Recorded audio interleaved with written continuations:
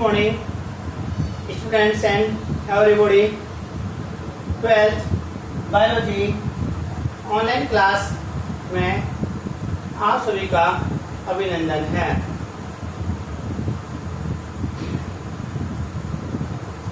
Corona महामारी के चलते हुए 12th की ऑनलाइन क्लास रनिंग में है और लेसन नंबर 3 का 4th पीरियड आज कंटिन्यू है।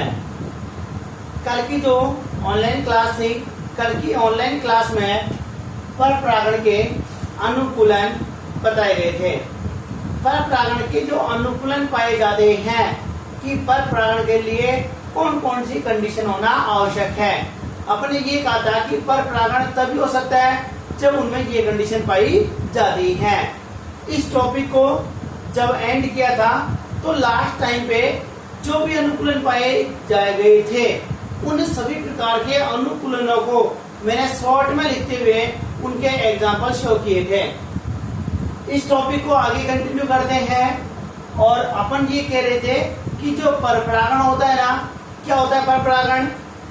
परपरागण का मतलब ये होता है कि जब एक पादप के परागकोश से मुक्त परागकण, जब एक पादप के परागकोश से मुक्त परागकण उसी जाति के दूसरे पादप के पुष्प की वर्ती कागर पर पहुंचते हैं तो इस क्रिया को अपन क्या कहते हैं? परपरागण कहते हैं।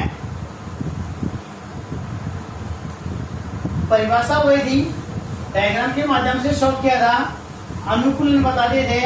अब जो टॉपिक आता है आज के टॉपिक पढ़ेंगे परपरागण।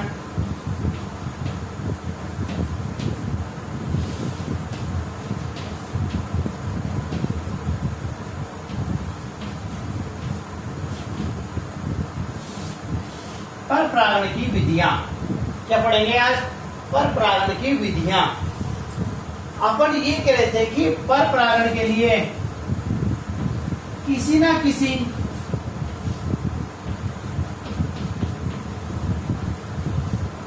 माध्यम की आवश्यकता होती है। क्या कहते हैं? परपरागण के लिए किसी न किसी माध्यम की आवश्यकता होती है। परपरागण क्रिया जनरली किसी न किसी माध्यम से संपन्न होती है, क्योंकि ये जो परागकण होते हैं ना, ये कैसे होते हैं? अचल प्रकृति होते हैं और इनको किसी दूसरे पादप के उसकी वर्ती कागर पर पहुंचने के लिए किसी न किसी माध्यम की आवश्यकता होती है। इसीलिए ये जो परपरागण क्रिया होती है ये कौन कौन सी विधियों से होती है, इसको अपन ने जब लेसन स्टार्ट किया था तो एक जनरली एक मैंने शॉर्ट में एक आरेख बनाया था। एक बार दोबारा देख लीजिएगा।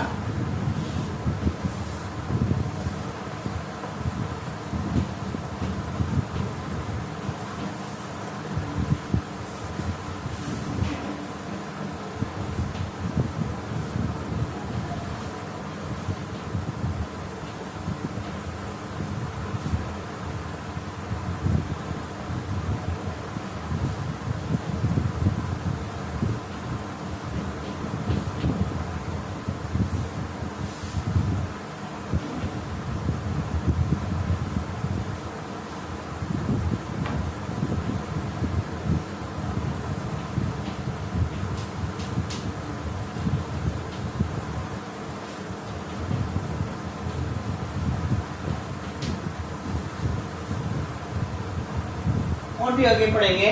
जनरली अपन ये देखते हैं कि जो परपरागण होता है ना, ये दो प्रकार से संपन्न होता है। नंबर एक तो अजैविक कारकों से या अजैविक विधि से, और नंबर दूसरा आता है जैविक विधि से। ये अजैविक और जैविक इस प्रकार से संपन्न होता है, एक एक इनकी डिटेल पढ़ेंगे। जल द्वारा कैसे होता है, वायु द्वारा कैसे होता है, कीट द्वारा कैसे होता है, पक्षी द्वारा कैसे होता है, चमगादड़ द्वारा कैसे होता है, और किस प्रकार से परागकण पहुंचते हैं, किस प्रकार से पादपों में अनुकूलन पाए जाते हैं, सब की डिटेल अभी स्पष्ट पढ़ते हैं। सबसे पहले देखते हैं पर परागण की अजैविक मेथड।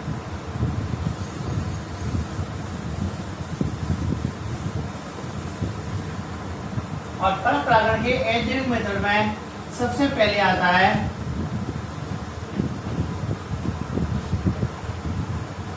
वायु परागण। क्या आता है? वायु परागण। कौन सा है? पर परागण है। और पर परागण का मतलब क्या होता है कि अपने पास ये एक प्लांट्स हो गया, ये इसकी वर्ती कागर हो गई, ये इसका अंडाशय हो गया, ये परागकोश, पुंकेसर, ये दल और ये बाह्यदल। एक फ्लावर ये हो गया और अपने पास एक फ्लावर बस ये हो गया।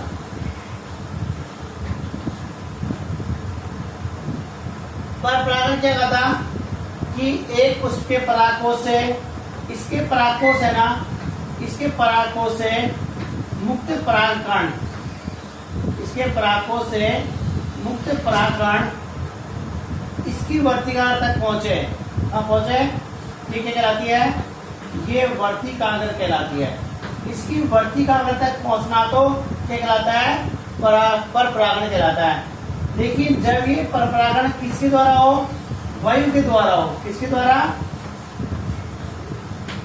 वायु के द्वारा पहुंचे तो इस क्रिया को क्या कहते हैं अपन? वायु परागण कहते हैं। क्या कहते हैं इसे?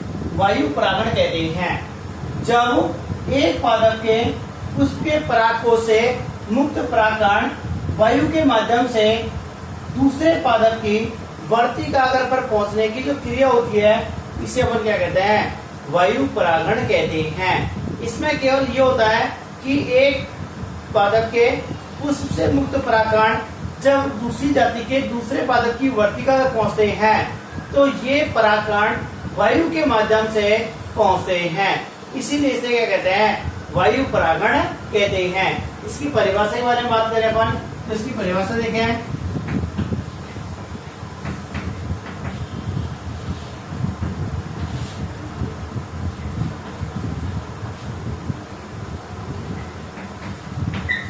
एक पादप के पुष्प के परागकोश से मुक्त परागकण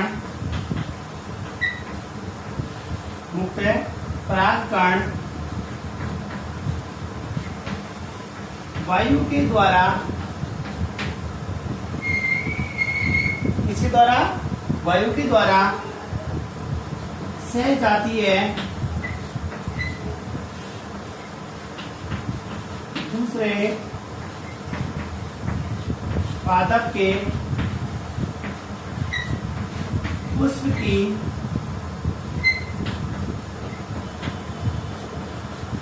वर्तिकाग्र पर पहुंचना वायु परागण कहलाता है।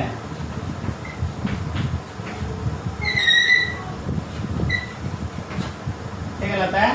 वायु परागण कहलाता है। देखो वायु क्या कर रहे हैं? पर परागण। और पर परागण का मतलब अपन जानते हैं। पर परागण का मतलब क्या होता है? जब एक परागकोश से मुक्त परागकण उसी जाति के दूसरे पादप के पुष्प की वर्तिकाग्र पर वायु के माध्यम से पहुंचते हैं तो इस क्रिया को वायु परागण कहते हैं। इस वायु परागण की परिभाषा और डायग्राम एक ही चीज को दर्शा रहा है कि एक पादप का परागकोश है, परागकण मुक्त हुए, ये परागकण वायु के द्वारा कहाँ पहुंचे? दूसरे पादप की वर्तिकाग्र पहुंचे। इस क्रिया को क्या कहते हैं? वायु परागण कहते हैं। ये तो वायु परागण की बात हुई कि वायु परागण किसे कहते हैं। अब अपन ये कहें कि वायु परागण के लिए क्या जरूरी है, इसकी कुछ स्पेसिफिक बात पढ़े कि अपने पास जो वायु परागण होता है ना, इस जो वायु परागण है, इस वायु परागण में जो परागकण होते हैं ना, ये छोटे, हल्के, चिकने एवं शुष्क होते हैं। कैसे होते हैं? ये छोटे, हल्के, शुष्क एवं चिकने होते हैं। इसके जो परागकण मुक्त होते हैं, इस प्रकार के परागकण या इस प्रकार के प्लांट्स जो वायु परागण दर्शाते हैं, उन पादपों के जो परागकोश होते हैं, उन परागकोशों से मुक्त जो परागकण होते हैं ना, ये परागकण कैसे होते हैं? ये छोटे होते हैं, शुष्क होते हैं, चिकने होते हैं एवं हल्के होते हैं। इसके अतिरिक्त जब ये हवा में उड़ते हैं तो हवा में उड़ने के कारण इनको संख्या भी अधिक चाहिए, इसलिए इनके परागकोश से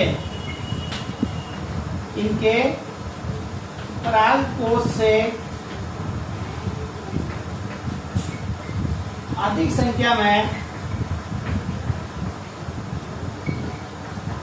संख्या में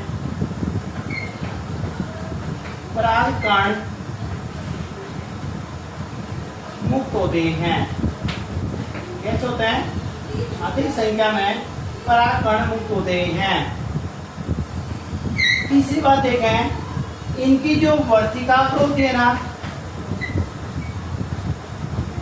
इनकी वर्तिकाग्र होती है ना, इनकी वर्तिकाग्र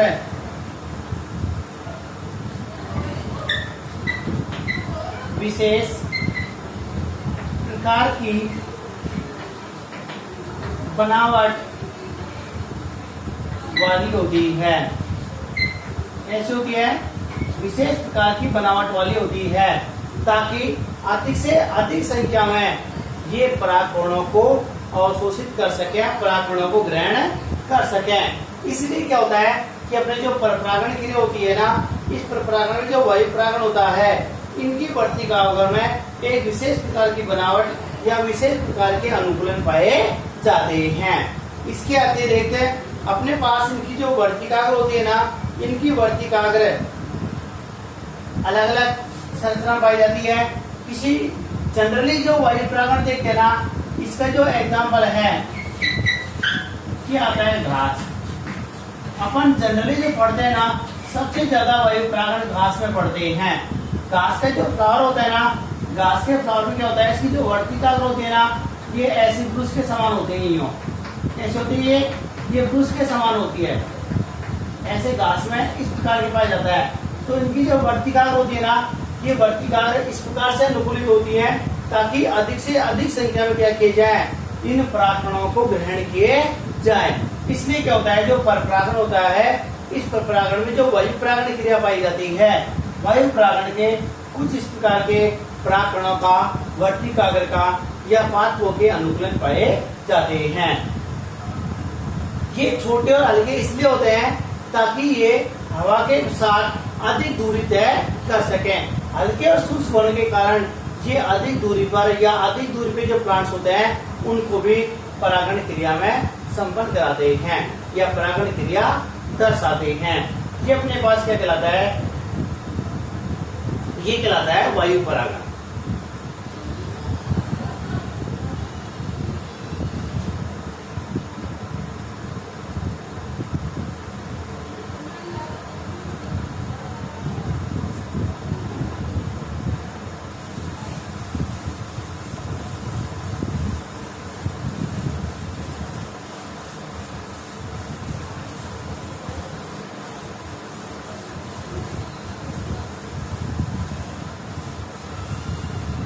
इसका एग्जाम्पल क्या था अपन अभी? इसका एग्जाम्पल ले अपन घास। जनरली सबसे ज्यादा जो वायु परागण पाया जाता है ना, वो किसमें पाया जाता है? घास में पाया जाता है। इसके अलावा अपने पास कुछ एग्जाम्पल और मैं आपको और बता देता हूँ। जैसे टाइफा है, क्या है?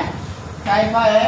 ये टाइफा जो प्लांट्स होता है ना, इस टाइफा के जो प्लांट्स है, इस टाइफा के प्लांट्स की जो वर्तिकाग्र होती है ना, ये कैसे होती है? इसकी वर्तिकाग्र ब्रुश के समान होती है। किसके समान होती है? ब्रुश के समान होती है। इसके अलावा अपने पास एक प्लांट हो आता है कौन सा प्लांट्स आता है? एक प्लांट्स आता है अपने पास हेजल। और जो हेजल के प्लांट्स होता है ना, इसमें पुष्प होते हैं ना, ये बाहर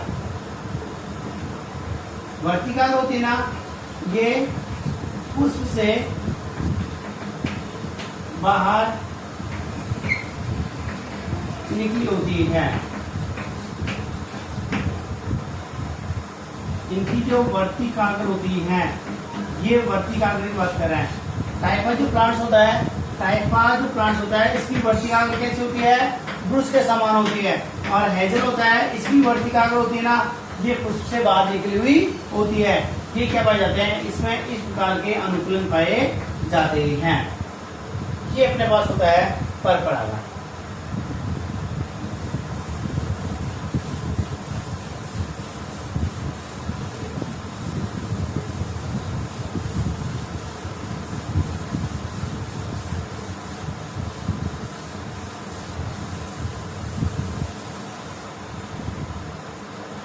सेकंड पढ़ते हैं अपन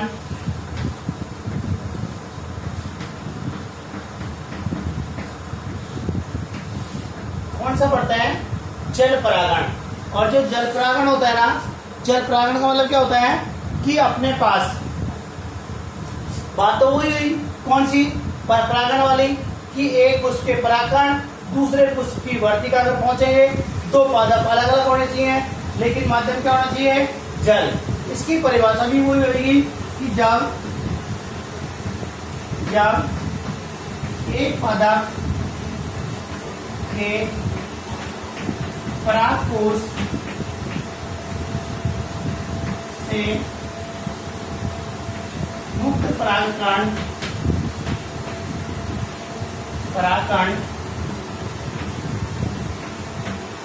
जल के माध्यम से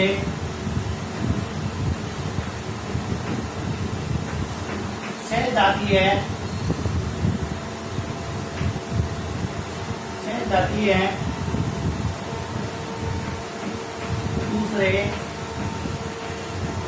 पादप की वर्तिकाग्र पर पहुंचना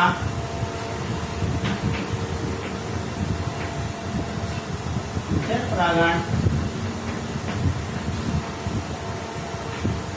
कहलाता है। कहलाता है, ये जल परागण कहलाता है। एक बार देख लीजिए, इसकी डेफिनेशन देख लीजिए, इसकी परिभाषा पर बात कर रहे हैं। परिभाषा सबकी समान है, सिर्फ क्या करना है? केवल माध्यम चेंज करना है।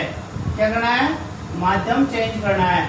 वहां पर अपन ने माध्यम लिया था वायु, परिभाषा सेम है, चाहे वायु परागण हो, चाहे जल परागण हो, चाहे कीट परागण हो।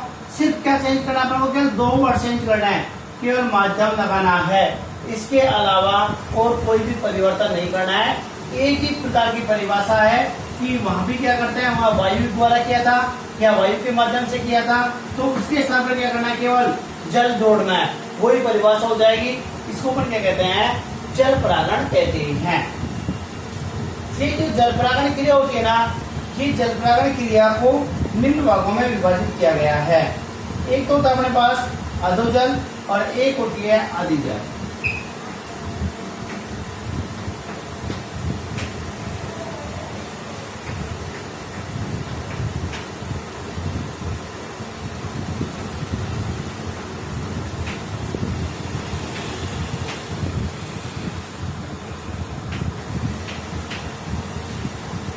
देखो क्या शब्द आया?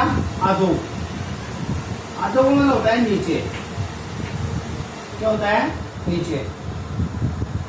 और फड़ कौन से रहे? जल परागण। तो जल का नीचे का मतलब जल की सतह के नीचे। और जल की सतह मान लो ये है, ये क्या हो गई है? ये जल की सतह हो गई।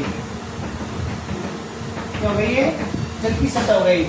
और कुछ प्लांट्स मान लो ऐसे हैं, इन पाथों में कहा हो, जैसे मान लो जल की सतह के नीचे हो, तो इस प्रकार के परागण क्या कहते हैं? अधोजल परागण कहते हैं। क्या कहते हैं? अधोजल परागण कहते हैं। और एक होता है अधिजल परागण। ये कौन सा जल हो गया? ये जल की सतह हो गई। और हो सकता है इनके परागकण कहाँ जल की सतह पर होते हैं। तो ये जो प्लांट्स होते हैं ना, इन पादपों में पाई जाती है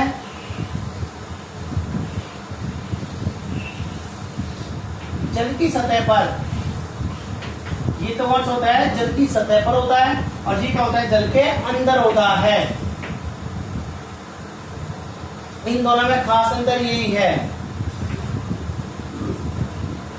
इनमें जल के अंदर परागण होता है, इनमें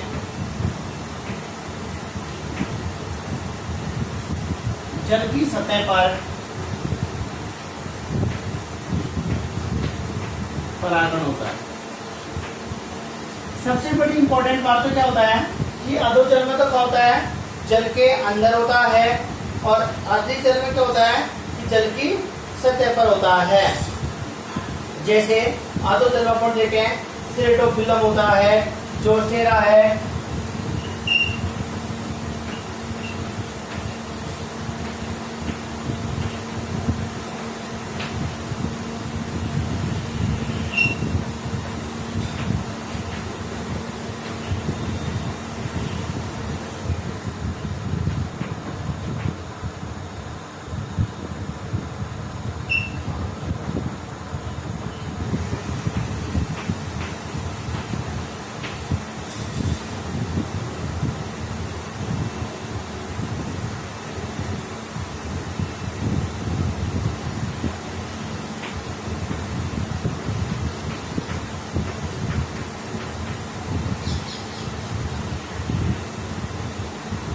एरिया। ये क्या है, ये एग्जाम्पल है कि अपन ये कहते हैं कि जल के माध्यम से क्या होना चाहिए, एक उसके परागकण से मुक्त परागकण कहाँ पहुंचे, दूसरे पादप के वर्तिका पहुंचे है। इसमें किसकी आवश्यकता होती है, इसमें माध्यम के लिए जल की आवश्यकता होती है।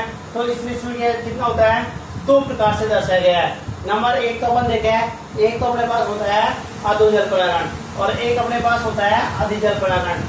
जो अधोजल परागण होता है ना, इस अधोजल परागण में क्या होता है कि जो परागण क्रिया होती है ना, जल के भीतर होती है, जबकि अधिजल परागण होता है ना, इसमें परागण जल की सतह पर होता है।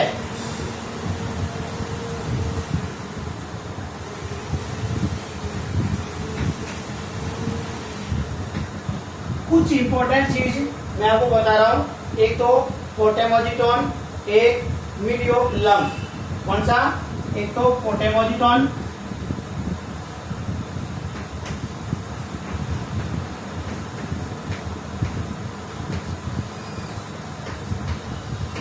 एक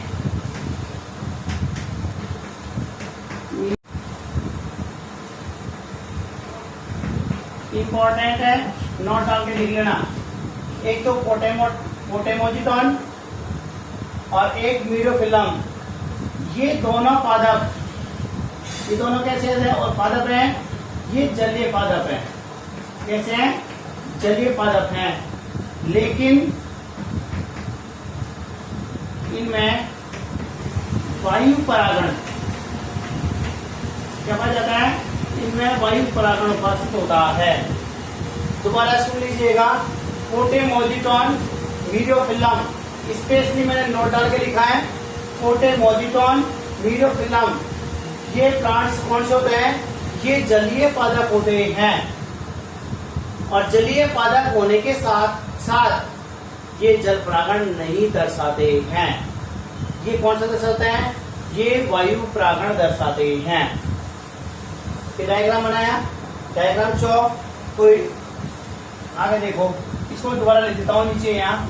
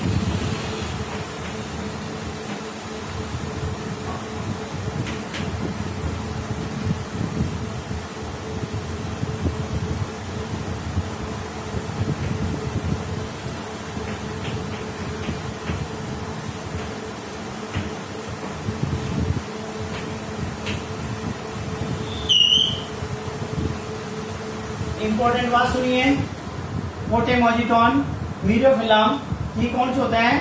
ये जलीय प्लांट्स होते हैं, और जलीय प्लांट्स होने के साथ साथ ये जल परागण नहीं दर्शाते हैं। इनमें कौन सा पाया जाता है? इनमें वायु परागण पाया जाता है।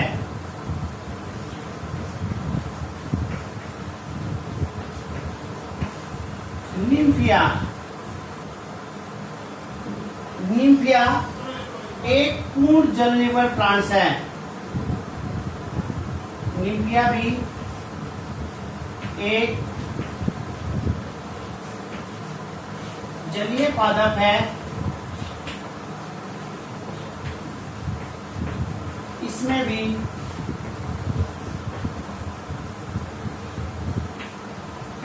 जल परागण, इसमें भी जल परागण अनुपस्थित होता है।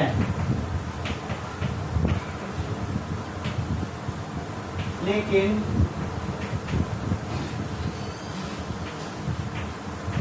इनमें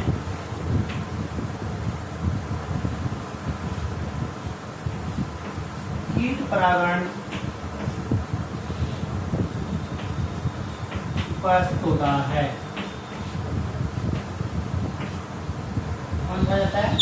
कीट परागण पाया जाता है। ये जलीय प्लांट्स होते हैं। ये जलीय प्लांट्स होने के साथ साथ ये जल परागण नहीं दर्शाते हैं। कौन सा दर्शाता है? ये निम्फिया पूर्ण जल निमग्न पादप होता है। इसके बावजूद ये क्या दर्शाता है? ये कीट परागण दर्शाता है। ये कौन सा हुआ अपना? ये हुआ जल परागण। ये अजैविक पर परागण कंप्लीट हुआ। अब पढ़ेंगे अपन जैविक।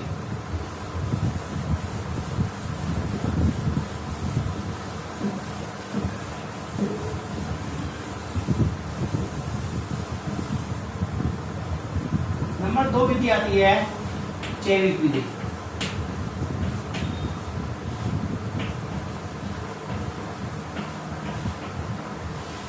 जैविक विधि का मतलब ये होता है कि पर परागण किसी जीव द्वारा संपन्न होता है। किसके द्वारा संपन्न होता है? किसी जीव द्वारा संपन्न होता है। इसलिए वे क्या कहते हैं? इनको जैविक बायोलॉजिकल मेथड कहते हैं। इनमें अपन पढ़े, सबसे पहली विधि अपन देखें तो इसमें देखिए अपन कीट परागण।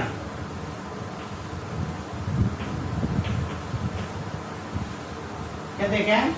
कीट परागण। परिभाषा वही है, सेम है, चाहे वो अजैविक घटक हो चाहे वो जैविक घटक हो। केवल क्या चेंज करना है अपन को? माध्यम चेंज करना है। सेम परिभाषा लिखनी है, चाहे जलीय परागण हो, चाहे वायु परागण हो, चाहे कीट परागण हो। जिसका भी जो भी माध्यम आता है, केवल माध्यम चेंज करके और सेम लिखना है। तो इसकी परिभाषा क्या लिखेंगे? जब एक पादप के परागकोश से मुक्त परागकण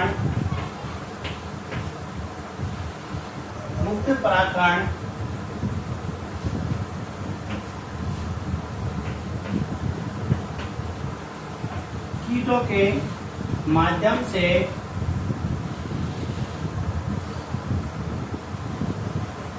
दूसरे सहज जाती है पादप की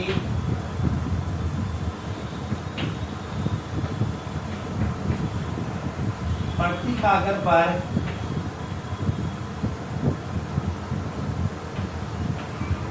पहुंचना कीट परागण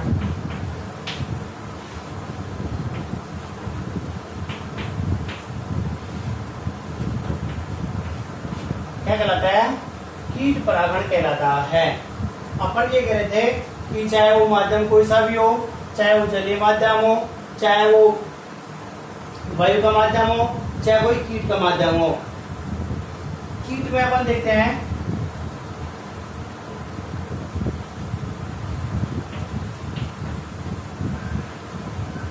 मधुमक्खियां हैं,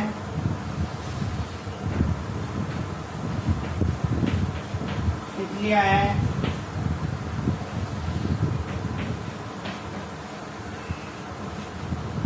मक्खियां हैं, आदि जो कीट होते हैं ना, ये कीट क्या करते हैं? पर परागण क्रिया दर्शाते हैं। अब अपन ये कहें कि सबसे ज्यादा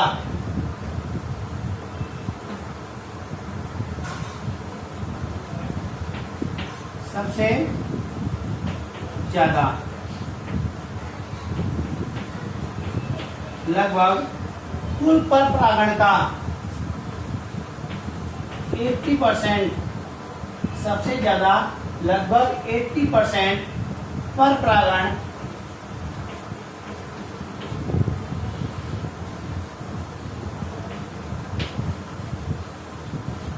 मधुमक्खियों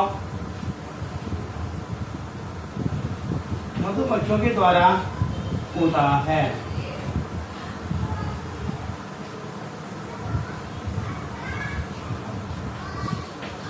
इनके बाद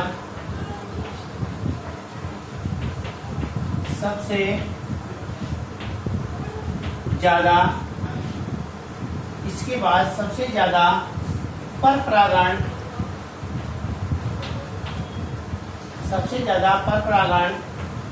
तितलियों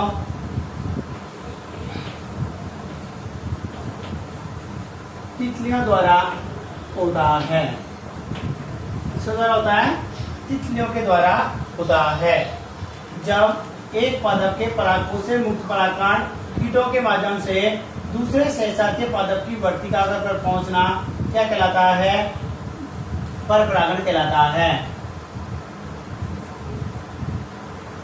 इसमें मधुमक्खियां होती हैं, तितलियां होती हैं, मक्खियां होती हैं, बीटल होते हैं, आदि कीट एक पुष्प से दूसरे पुष्प तक पहुंचते हैं और परागकणों को परस्पर आदान प्रदान करते हैं। इस प्रकार से कुल पर परागण का लगभग 80% भाग किसके द्वारा होता है? मधुमक्खियों द्वारा होता है।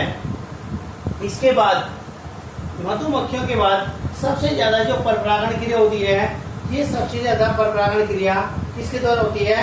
तितलियों के द्वारा होती है।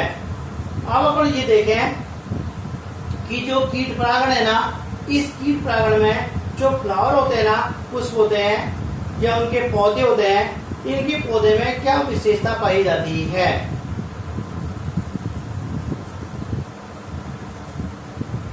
इधर लिख देता हूँ इसको नीचे में, इसके नीचे लिखना है आगे, इसके आगे लिखना है जो साइड में लिख देता हूँ यहाँ।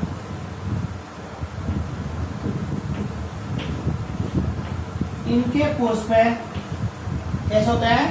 इनके कोष पे चमकदार मकरंद युक्त एवं गंध युक्त होते हैं।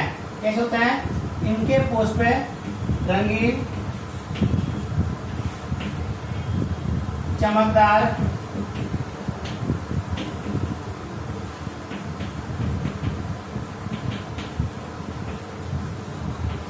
गंध युक्त एवं मकरंद युक्त होते हैं। क्योंकि पुष्प जितने ज्यादा गाढ़ होंगे, चमकदार होंगे या रंगीन होंगे, तो उन पादपों में कीट उतने ज्यादा आकर्षित होंगे, और जितने ज्यादा कीट आकर्षित होंगे उतने पर परागण की संभावना उतनी ही ज्यादा होती है। इस कीट परागण में सबसे अच्छा एग्जाम्पल पढ़ते हैं अपन सालविया। क्या पढ़ते हैं? सालविया। जो सालविया का जो फ्लावर होता है ना, इस सालविया में पर द्वारा पर परागण होता है। ध्यान रख लीजिएगा। यदि आपसे साल्विया का स्पष्ट नाम पूछे तो साल्विया में किसके द्वारा होता है? पर द्वारा पर परागण होता है। इसके अलावा आंख है, आर्किड है, सरसों है, उन समय कीट परागण पाया जाता है। सरसों, आंख,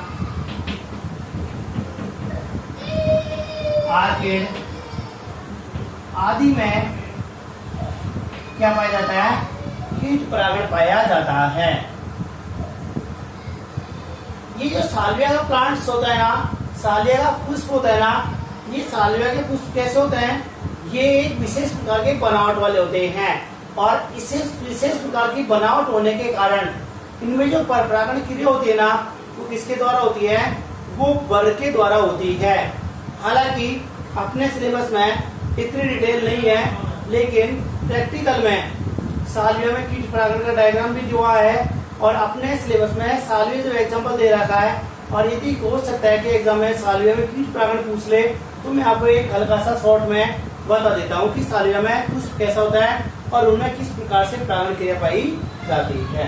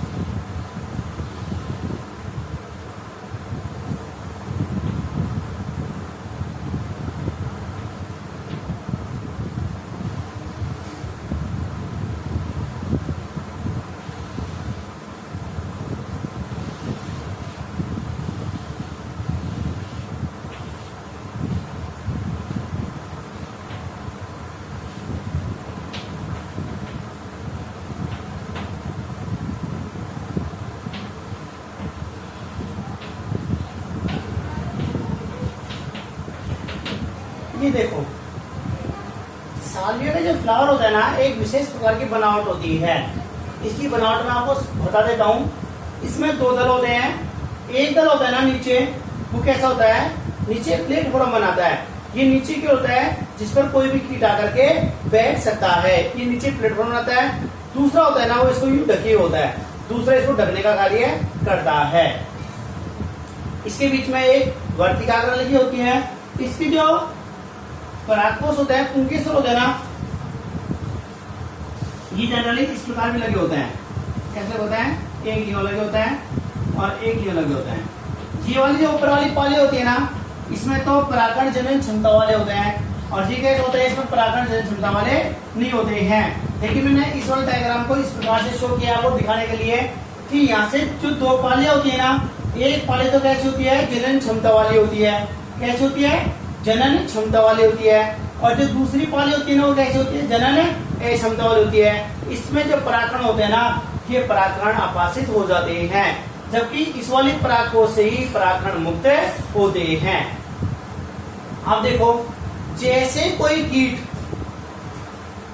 इस पुष्प में मकरंद चूसने के लिए आता है, तो अपन ने ये कहा था कि जो सालविया होता है ना, कैसा सालविया, और सालविया का अपन ने जो एग्जाम्पल पढ़ा था ना, वो किसमें पढ़ा था, पुंकेसर पढ़ा था।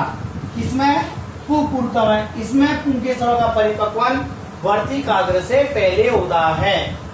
जब कोई कीट इस फ्लावर में मकरंद चूसने के लिए आता है, तो जैसे ही कोई कीट यहाँ आके बैठेगा, तो पुंकेसर पाए जाने के कारण इनका परागकोश का परिपक्वन वर्तिकाग्र से पहले हो जाता है। और जैसे ही कोई कीट इसके प्लेटफॉर्म पर बैठता है, तो प्लेटफॉर्म पे जैसे प्लेटफॉर्म पे बैठेगा, तो बैठते ही इसकी जो परागकोश की पाली होती है ना, वो इसकी पीठ से टकराती है, और जैसे ही टकराएगी तो उसके परागकण इसके शरीर पर फैल जाते हैं। जैसे ही परागकण इसके शरीर पर फैलेंगे, तो इस पुष्प की वर्तिकाग्र तो परिपक्व है नहीं, इसलिए इसकी सतह से परागकणों को इसकी वर्तिकाग्र अवशोषित नहीं कर पाएगी। जैसे ये कीट उड़ करके कोई ऐसे प्लांट्स में जाता है जिसकी वर्तिकाग्र परिपक्वावस्था में होती है, और जैसे ये कीट मकरंद चूसने के लिए अंदर जाता है, तो उस पादप की जो वर्तिकाग्र होती है इसके शरीर से रगड़ खाती है, तो रगड़ खाते ही वहां से परागकणों को वो चिपका लेती है। इस प्रकार से सालविया में कीट परागण पाया जाता है। एक बार दोबारा सुन लीजिए, सालविया का जो पुष्प होता है ना, वो विशेष प्रकार की बनावट वाला होता है। इसमें दो दल पाए जाते हैं। निचला दल होता है ना, वो प्लेटफॉर्म की भांति कार्य करता है, और जो ऊपरी दल होता है ना, वो इनको ढकने का सहायक होता है, ढकने में सहायक होता है। इसमें जो पुंकेसर होते हैं ना, इनमें जो पाली होती है दो प्रकार की होती है। ऊपरी पाली होती है, उसमें तो परागकणों का परिवर्धन होता है, परागकण मुक्त होते हैं, जबकि निचली पाली से परागकण मुक्त नहीं होते हैं। अब इसकी क्रिया विधि के बारे में सोचते हैं, पढ़ते हैं। क्रिया विधि की बात करें तो जैसे कोई कीट इस प्लेटफॉर्म पर आकर के बैठता है, तो जैसे ये बैठता है, तो परागकोश की जो ऊपरी पाली होती है, इसमें परागकण भरे होते हैं। ये परागकण इस कीट के पीठ से टकराते हैं। जैसे इसके शरीर से टकराते हैं, तो परागकण इसके शरीर पर मुक्त हो जाते हैं, बिखर जाते हैं। लेकिन इसमें पुंकेसर पाए जाने के कारण पुंकेसर का परिपक्वन वर्तिकाग्र से पहले होता है, और जैसे ये कीट अंदर प्रवेश करता है, तो इसकी वर्तिकाग्र परागकणों का अवशोषण नहीं करती है। अब जब ये कीट किसी ऐसे पादप में मकरंद चूसने के लिए जाता है जिसकी वर्तिकाग्र परिपक्वावस्था में होती है, और जैसे ही ये पुष्प के अंदर प्रवेश करता है, तो वर्तिकाग्र इसके शरीर को टच करती है, और शरीर से परागकणों को ग्रहण कर लिया जाता है। इस प्रकार से सालविया में कीट परागण क्रिया संपन्न होती है। ये क्या कहलाता है, ये कीट परागण क्रिया कहलाती है। इस प्रकार से जो सालविया होता है ना, इस सालविया में कीट परागण संपन्न होता है। ये डायग्राम है, मैंने जो बनावट मैंने वो बोल दी, आवश्यक हो लिख लेना।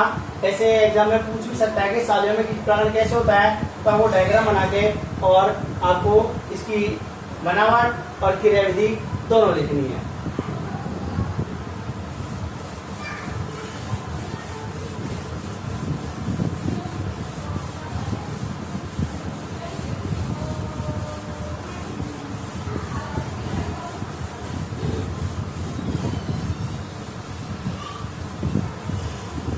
नंबर 1 क्या हुआ अपने पास, नंबर 1 हुआ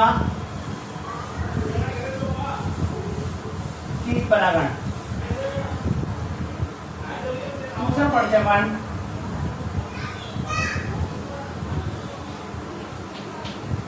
पक्षी परागण। क्या पढ़ेंगे? पक्षी परागण। और पक्षी परागण का मतलब क्या होता है कि माध्यम क्या है इसमें? पक्षी होते हैं। तो इसकी परिभाषा भी क्या हो जाएगी? सेम हो जाएगी। परिभाषा क्या लिखेंगे? जब एक पादप परागकोशों से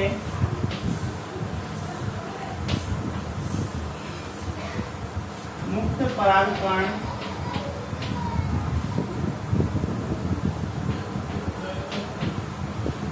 से जाती है पादप की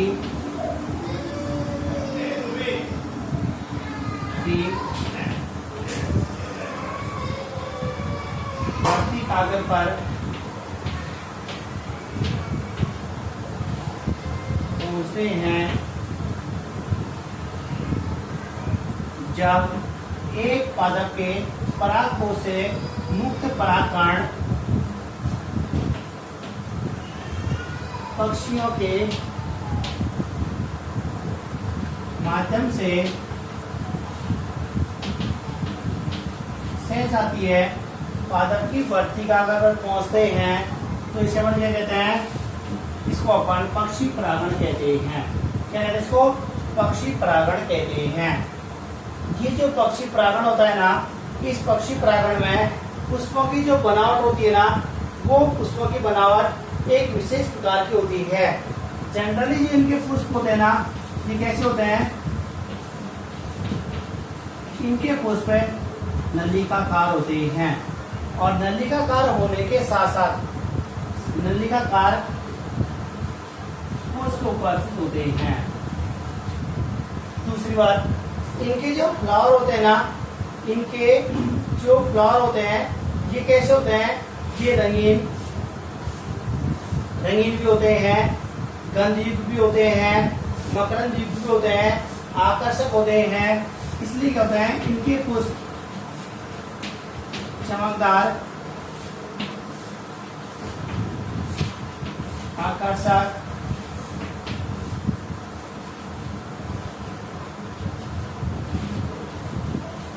मकरंद युक्त होते हैं।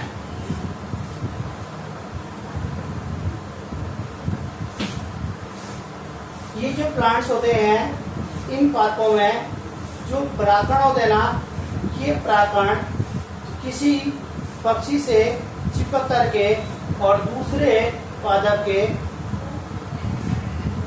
बढ़ती कागज पर पहुंचते हैं। इनके परागकण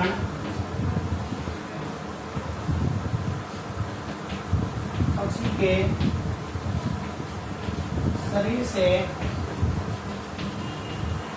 चिपक कर दूसरे पादप की बढ़ती कागज तक पहुंचते हैं। दूसरे पादप की बढ़ती कागज तक पहुंचते हैं। कुछ प्लांट्स ऐसे होते हैं जिनके पुष्पों की बनावट अलग अलग होती है। कुछ प्लांट्स ऐसे हैं जैसे अपन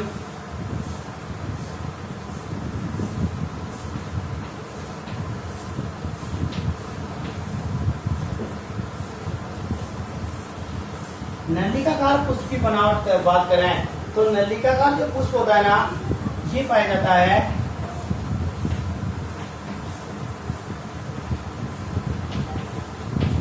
पाया जाता है निकोटियाना जो प्लांट्स होते हैं उनमें नलिकाकार पुष्प पाए जाते हैं। दूसरे यदि अपन बात करें तो प्यालेनुमा होते हैं और प्यालेनुमा होते हैं ना, ये कैलिस्टोमोना में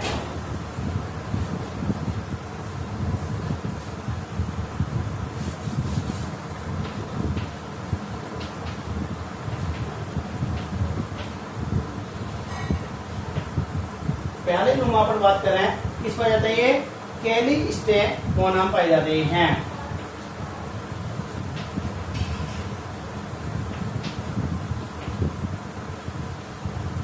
इनके जो फ्लावर होते हैं ना, नलिकाकार है, प्याले नुमा है, ये फ्लावर की बनावट होती है।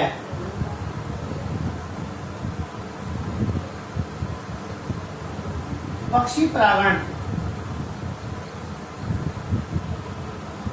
क्या हुआ? जब एक पादप के परागकोश से मुक्त परागकण जब पक्षियों के माध्यम से जाती है, पादप की वर्तिका तक पहुंचते हैं, तो इससे क्या कहते हैं? पक्षी परागण कहते हैं। और जो पक्षी परागण होता है ना, इनके पुष्प में विशेष प्रकार की बनावट वाले होते हैं, जैसे नलिकाकार होते हैं, प्यालेनुमा होते हैं। इनके जो फ्लावर होते हैं ना, वो चमकदार होते हैं, आकर्षक होते हैं, मकरंद युक्त होते हैं। इनके परागकण शरीर पक्षी के शरीर से चिपक करके और दूसरे पादप की वर्तिका पर ये पहुंचते हैं। अपने पास यदि अपन बात करें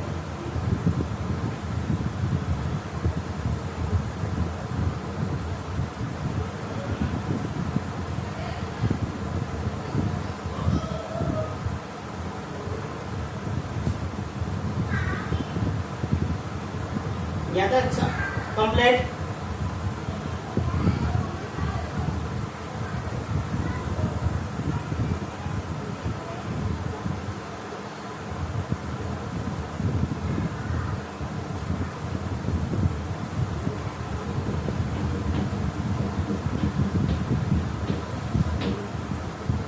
एक तो अपने पास गुंजन पक्षी आता है, एक अपने पास शकरखुरा आता है,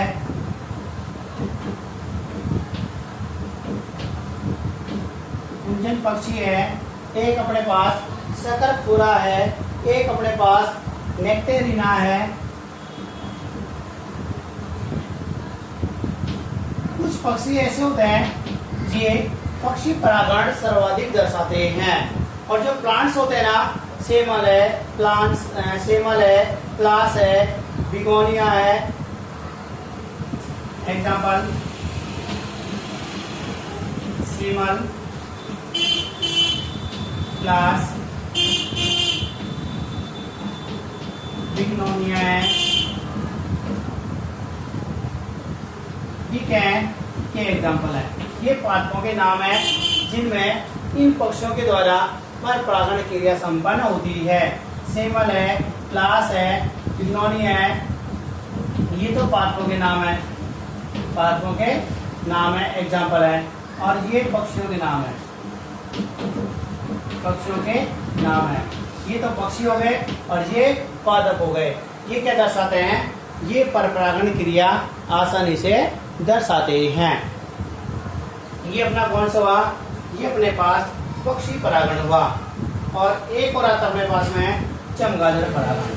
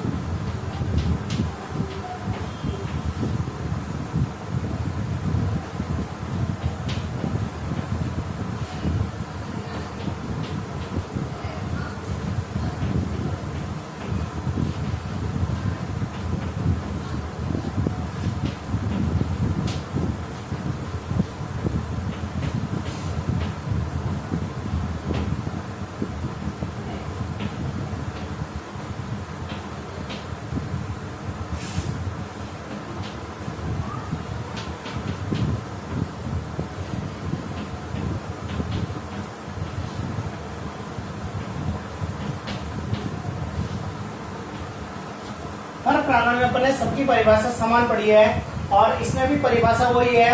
केवल क्या चेंज किया अपन ने? केवल माध्यम चेंज किया है। अपन ये कह रहे हैं कि जब एक पादप के परागकोश से मुक्त परागकण चमगादड़ के द्वारा, किसके द्वारा? माध्यम कौन सा है यहाँ? चमगादड़ के द्वारा दूसरे सजातीय पादप की वर्तिका अगर पहुंचते हैं तो इसे वो क्या कहते हैं, चमगादड़ परागण कहते हैं।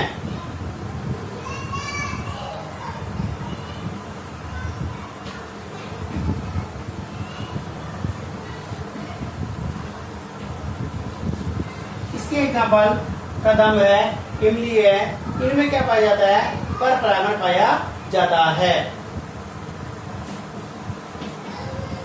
मैं आपको कुछ एक आध एग्जाम्पल और दिखा देता हूं जिनमें कुछ विशेष प्रकार के जंतुओं द्वारा परागण पाया जाता है।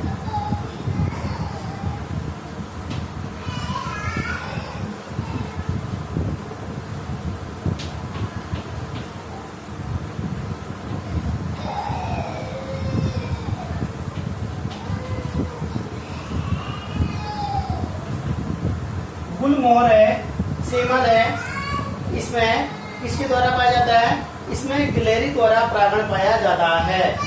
आर्किड है और एक सर्प वृक्ष है, इसमें घोंघे द्वारा।